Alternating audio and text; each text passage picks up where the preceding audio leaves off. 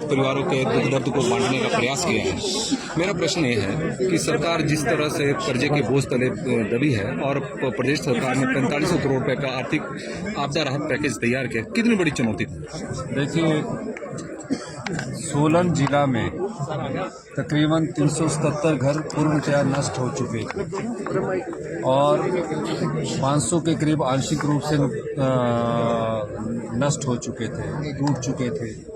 एक एक पाई जोड़कर आम आदमी अपना घर बनाता है। हिमाचल प्रदेश में बड़ी मुश्किल से एक घर बनता है, क्योंकि हम सब लोग जानते हैं, हम उन्हीं परिवारों से लेकर आज मुख्यमंत्री की कुर्सी पर पहुंचे, तो मैं उस दर्द को जानता हूँ।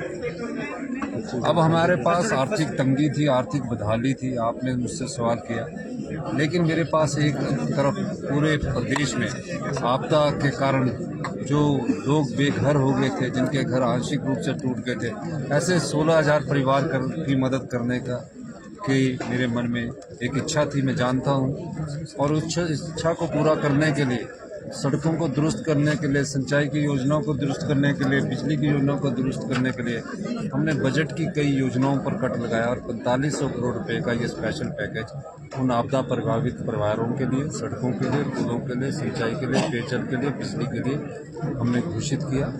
और मुझे खुशी है कि इस दिशा में आज सोलन जिला में आपदा प्रभावित परिवारों को पहली किस्त जारी हो चुकी है और तकरीबन जो 8,000 परिवार जिनके पशु भी इस आपदा के कारण मर चुके थे या आपदा का शिकार हुए, उन सबको भी राहत दी है। फसल नष्ट होने पर भी हमने राहत दी है। इससे बड़ी खुशी क्या होगी कि हम 7 लाख रुपया तो कैश के रूप में दे रहे हैं, चेक के रूप में दे रहे हैं, बाकी 3 लाख की जो सीमेंट की बोरी आएगी 280 रुपये के रेट के हिसाब से, पानी का कनेक्शन, बिजली का कनेक्शन और हमारा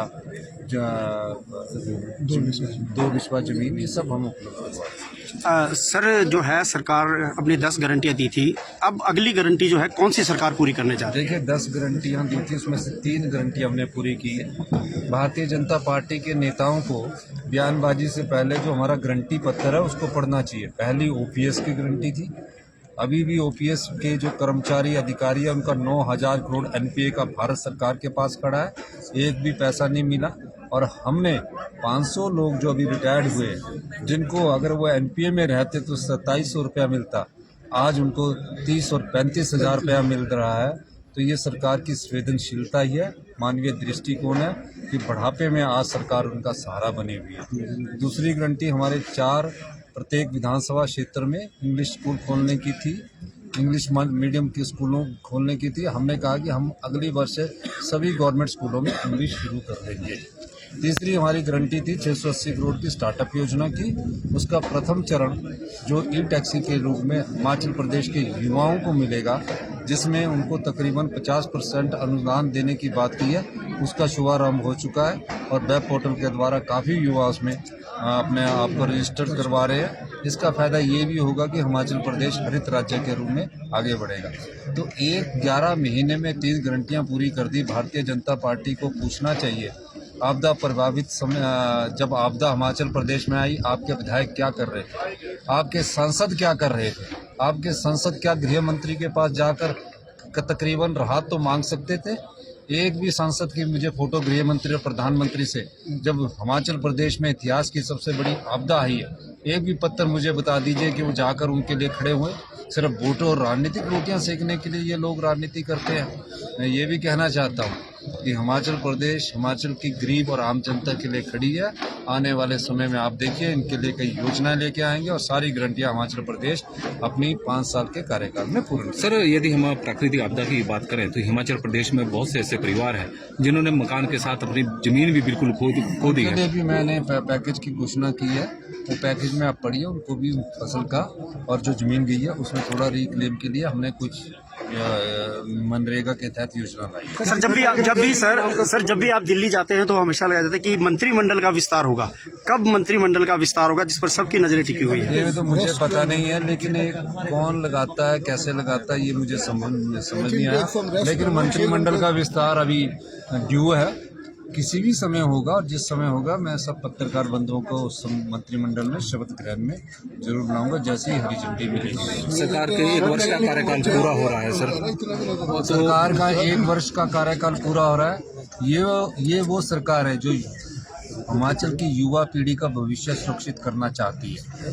ये वो सरकार है जिसने पारदर्शी तरीके से आज 75 साल में 1100 करोड़ रुपए का रेवेन्यू करवाया।